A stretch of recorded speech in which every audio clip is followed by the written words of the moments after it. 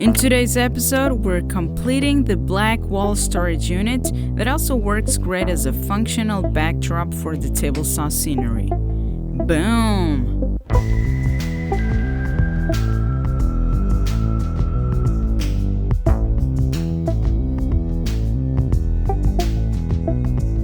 On my last episode, I started making this wall a little more interesting and built a hand-plane dedicated cabinet as well as a small module with sliding doors.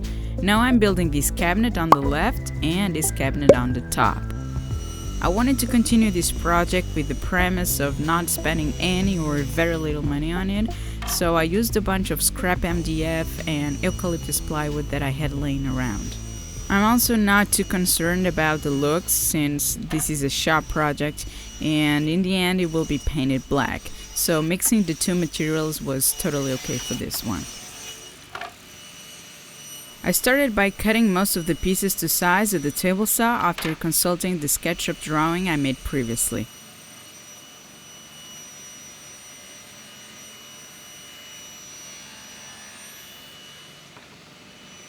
I used my Rockler precision miter gauge with fans to cross-cut all the boards.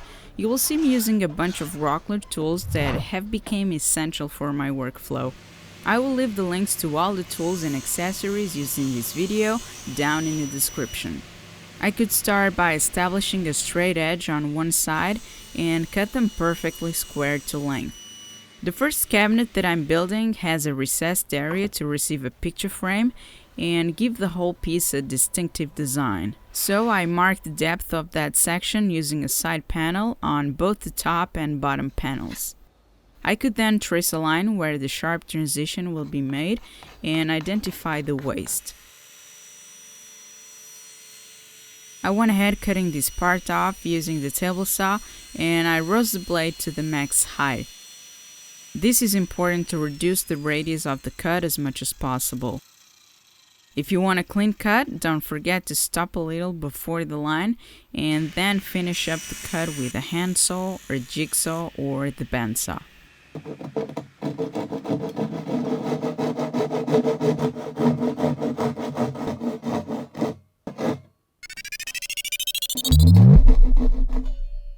The extendable fence and stop block on this miter gauge are really awesome. I could adjust them to the appropriate length to cross-cut the side panels to their final size.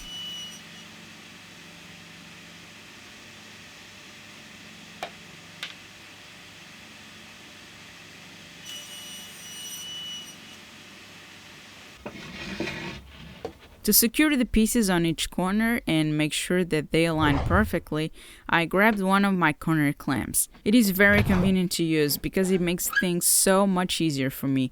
I have never ever had a good experience trying to hold two pieces with a single hand and drive screws with the other without it looking terrible and misaligned in the end.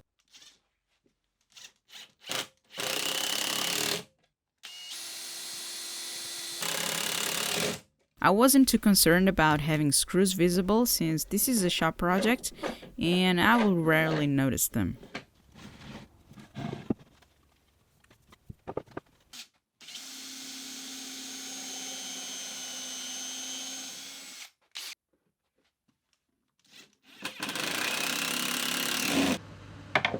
The dividing style was simply glued and nailed in place.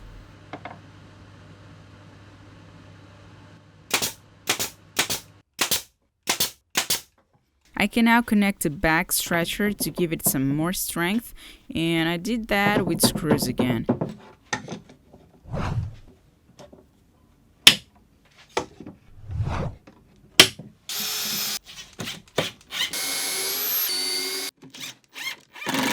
In situations where the screw is very close to the end of an MDF panel, I use a clamp smashing the material that the screw is getting into to prevent it from cracking. You will see what I mean in a minute when a crack appears. And I checked it for fit, it seems to be good, and here I will have my universe print framed. I can now get into cutting some more MDF pieces to size to make the top cabinet.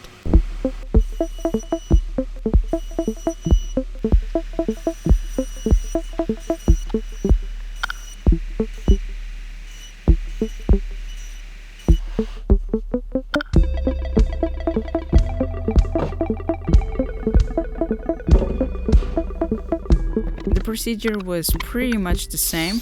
Here you can clearly see what I mean by clamping the receiving panel. By keeping it tight, the fibers lose their chance to split.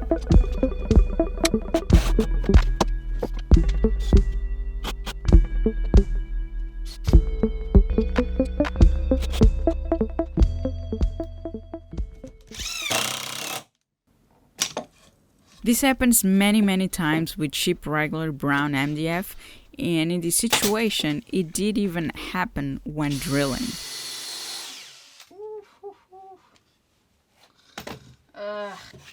To fix it, I used some thin CA glue and a clamp to force the gap to close.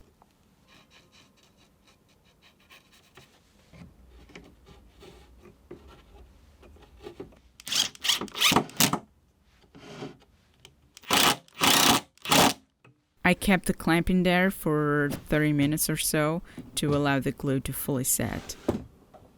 Now it's time to work on the cabinet doors. This panel was quite big for me to handle on the table saw, so I cut it to a more manageable size first with the track saw. This is one of the very few times that you'll see me using gloves when operating the table saw, and that's because this material is quite splintery and heavy, so I can only imagine my tiny fingers getting hurt. I like to preserve my hands soft. Still, I paid extra attention to where my hands and the spinning blade were at all times. The hinges that I'm going to use are called concealed hinges that are sometimes referred to as European-style hinges. To start the installation, I need to make a mark a certain amount away from the top and bottom edges. In my case, I chose 8 centimeters, which seems to be a good number for this kind of hinges. To drill the cup holes, I will be using this concealed hinge drilling guide from Rockler.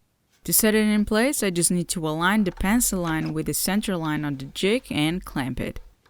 With the included drill guide attached to my driller, I can simply go ahead and make the hole without thinking or making extra measurements. You have probably seen this jig 1,000 times in my videos. I like to use it because it makes this procedure fast to complete. When the Forstner bit gets flush with the material, it is most likely at the right depth and you can stop. Now it's a good time to paint the whole project just before installing the hinges.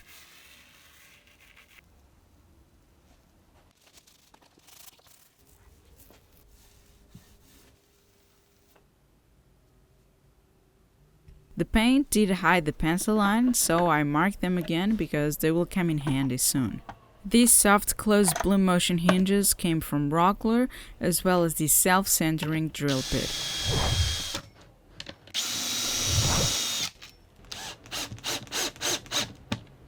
Now it's a matter of driving the included screws and pop these optional caps to make it all look nicer. To install the hinge plates on the cabinet side panels, I typically bring the door close to the frame and rest it over a shim. I can then transfer the pencil lines to the cabinet side, which will be my reference to position this drilling template.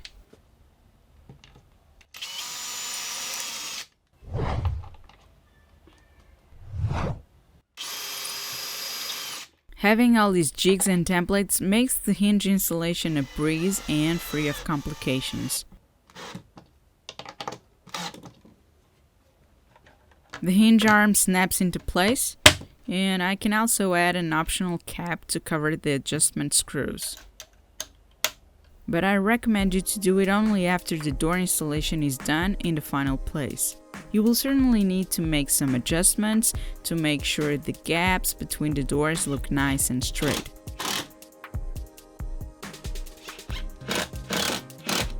I opted for not having handles, once again, and even though some of the doors can easily be opened by pulling the edge, this one and the top right door cannot. So I decided to install 2 push-to-open mechanisms that I've had forever in my hardware rack. On past videos you have seen me using a mechanism that gets embedded on the material edge, but I'm saving them for a future project. Here I installed a protruding one and decided to attach it to the top panel to preserve a flat shelf bottom with no obstructions. Uh-oh, now it doesn't open quite effectively because the hinge springs are creating resistance. So I have to swap the hinges for springless ones or free swinging. Here you can see the difference between the two. This one moves freely, and the soft close ones do not.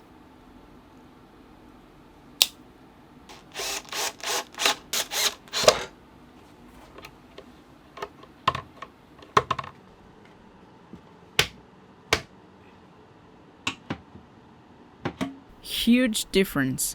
I can proceed with the installation of the top cabinet and the push to open latch.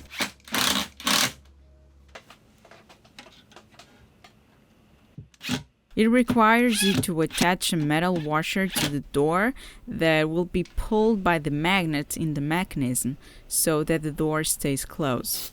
To get it perfectly aligned, I used CA glue and then drove the screw.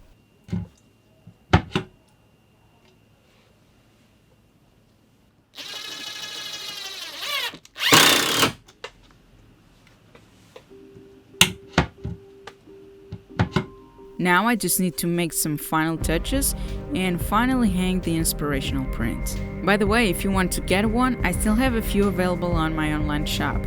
I screen printed these myself, and there's also a video about that process in this channel. Additionally, if you want to see how I made this picture frame, stay tuned for the next video. There is actually something weird going on with this latch. When the left door is open, the latch projects the right door a lot more than when the left door is closed. Comment below if you can solve this mystery. Alright, I can finally film the table saw scenes without cringing about how awful and messy it looks in the background. I hope you enjoyed this project, maybe it can inspire you to enhance the looks around your shop too. A big shout out to Rockler Woodworking and Hardware and to all my Patreon members for supporting my work. If you want to support my work too, head over to patreon.com/gethandsdirty or visit my online shop and get a print. Thanks everyone for watching and go get your hands dirty. Até já!